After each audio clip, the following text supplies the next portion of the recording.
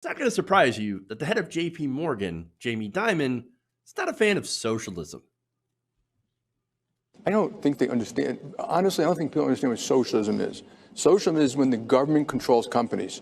There is no example where the government controls companies, they do it well, and they don't start to use it for votes, satisfying people. They don't even want competition, because if we're two government companies, why have competition? They do it for jobs and votes. They have bad allocation of capital. Most state-owned enterprises don't do a particularly good job. Just take a look around the world, and they become corrupt over time. That does not mean that capitalism is perfect. It doesn't mean that every public company is perfect. No, there are flaws. Do you think that Bernie Sanders or Elizabeth Warren are socialists in the construct that you talked about it, or in the construct of this idea of a democratic socialist, which is something that may feel more European in some ways? I don't want to talk about any particular people. But if you're talking about governments controlling corporations, that's socialism. You can do it in a small way or you can do it in a big way. Everything that he just explained also happens in capitalism. Oh, I mean, they become corrupt over time. Oh, really? Man, I didn't know that. Did you also know that these big companies, big corporations, can also become corrupt over time?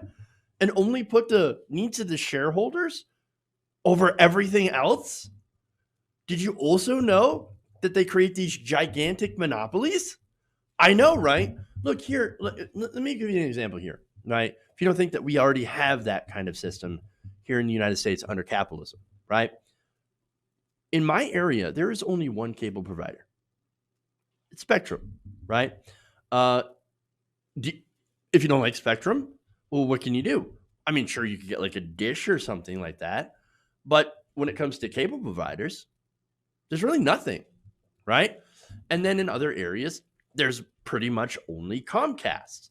So if there's an outage, that's it. Same things. Power companies, right? There's no competition. There's no competition in a lot of these markets, in a lot of these places.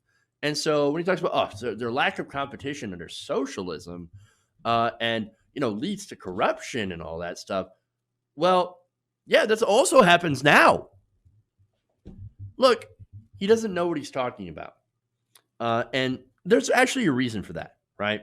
So now he goes after socialism, and then he said, well, I'm not going to really comment on Bernie Sanders, right? Well, here's the thing. Bernie Sanders is not a socialist. He's a democratic socialist. Now, here's the thing on, because he was talking about this in the context of millennials, right?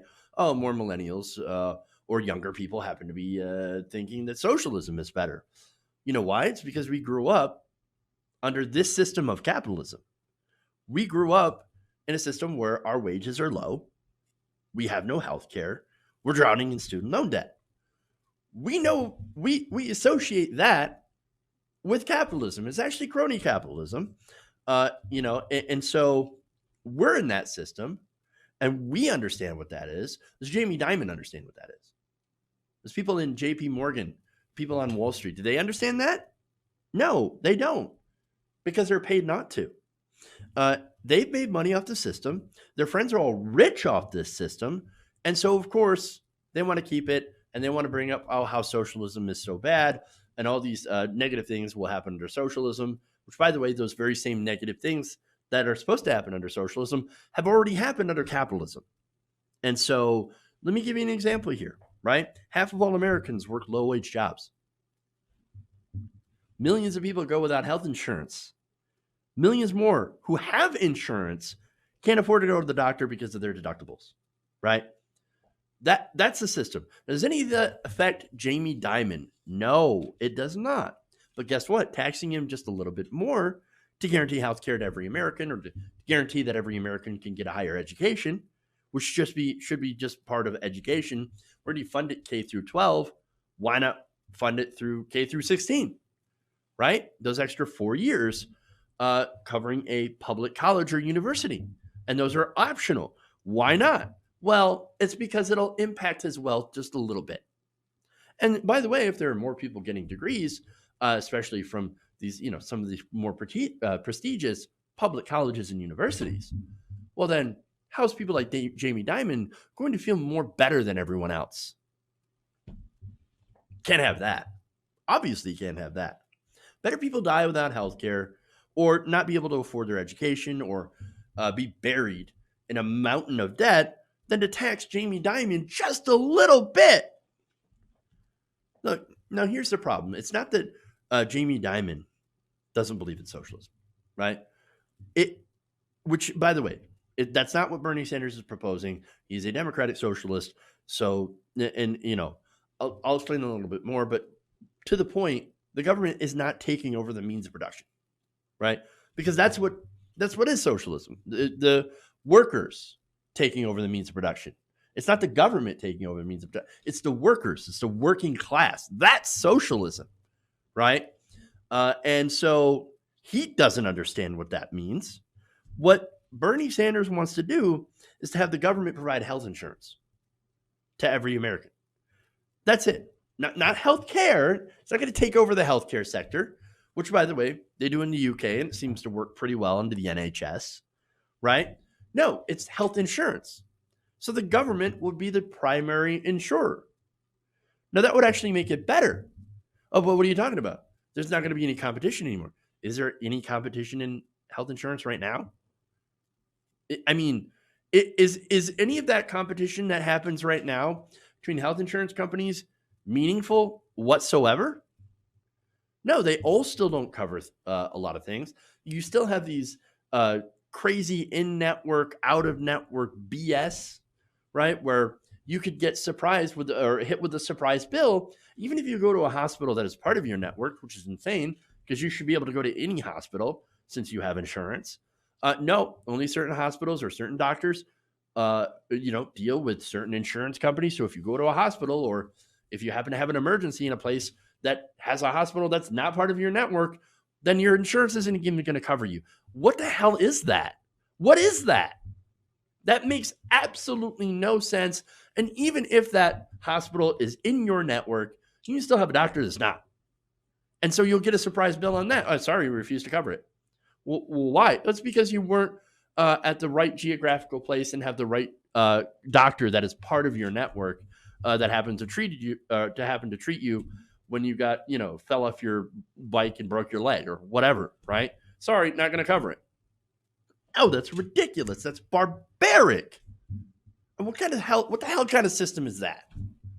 That's the system that we have under capitalism, right? What we would have under democratic socialism is a guarantee of healthcare free at the point of service for every single American, and to extend education for the next 4 years for every single American that chooses to go to college and to get a higher education. That's not a takeover of private industry, right? That's not the government coming in and taking over Nike to make sneakers, which I wouldn't want that anyway. And no democratic socialist would. And what socialists actually want is for the workers to be able to be on the boards and to take over the companies instead of one capital owner to have everybody own a stake in that company. So look, they don't know what they're talking about. Nobody seems to understand what socialism actually is, or democratic socialism, or social democracy, which is like FDR. But I will tell you that there is one form of socialism Jamie Dimon knows 100% about, and that is the socialism for the rich. See, JP Morgan Chase had been fined $13 billion for mortgage fraud back in 2008 for causing that crisis, right? That's when the economy blew up. Well, they got a $25 billion taxpayer-funded bailout in 2008. So they were fined $13 billion and then were given $25 billion in taxpayer money. Then, after we bailed them out, right, as taxpayers, they made, in 2018, a record $3.7 billion in profit. They got bailed out. We didn't. They used those savings, by the way, to buy back billions of dollars in stocks. I mean, they went and they bought $55 billion in their own stock to drive up their own stock prices. Their company's not more profitable. They just artificially inflated their own stock. They created a bubble. You know what happens to bubbles? They burst. You know what happens when a bubble bursts in the economy? Well, I mean, just go back to 2008. That also burst. That was a bubble. Go back to the dot-com bubble. That also burst. And guess what that meant? It meant millions of Americans losing their jobs. Millions of Americans losing possibly their retirement benefits and their health care and everything else. And in 2008, it meant millions of Americans losing their homes, having them underwater, having them foreclosed. But at the same time, it also meant people like Jamie Dimon had a golden parachute, which means their company falls apart, but they escape scot-free and with billions of dollars in profit that they can take home, that they can put right in their pocket. That's what happens. That's what happens. That's the kind of socialism Jamie Dimon absolutely loves. And you could see why, because he makes all that money, puts it in his pocket, his company in ashes all of around him, and he just walks right out, fistful of dollars. That's socialism for the rich. The rest of us get rugged individualism, right? And you wonder why younger people have such a negative association with capitalism. That said, you can actually have a system where capitalism and socialism working together. It's called a mixed market system. And I'm in favor of that because it tends to work best. For example, you can go to the Scandinavian countries, right? They've got a strong private sector. They got good private property rights, but they also have labor protections next to socialized public goods like education and healthcare. And they don't have that much higher taxes than a normal middle class person here does in the United States. Obviously, the rich pay far more, but the middle class pays roughly about the same as the middle class here and gets all these extra benefits for their money instead of that money being funneled to defense contractors and giant multinational corporations. Again, the amount of like welfare, corporate welfare that we send to these companies is insane, is immeasurable how much we spend on giveaways, tax giveaways, incentives to rich corporations. Oil companies, for example, we give them billions of dollars in subsidies. Why? Why? I don't know why. They don't need it. They're the wealthiest corporations on the face of the planet. And by the way, they are actually also actively harming the planet through their actions. Why are we continuing to fund them? Why are we giving them billions of dollars? And it's because the system is rigged. The system is rigged against regular people, against the middle class, and is rigged in favor of people like Jamie Dimon. So please don't talk to me about socialism, right? It's going to be terrible. It's going to be like Venezuela. We're going to be eating rats. Now, some of us in America are getting close to that point under this system, while fat cats like Jamie Dimon continue to get more and more and more and more money. And that's the problem here. All right. All Bernie Sanders and Democratic socialists want to do is to bring us in line with the Nordic model, the Scandinavian model, so that at least everybody has a chance, everybody has healthcare, everybody has education, and that, everybody ends up doing better, even rich people. Hey guys, hopefully you enjoyed that free video. Now I'm going to have to ask you a favor.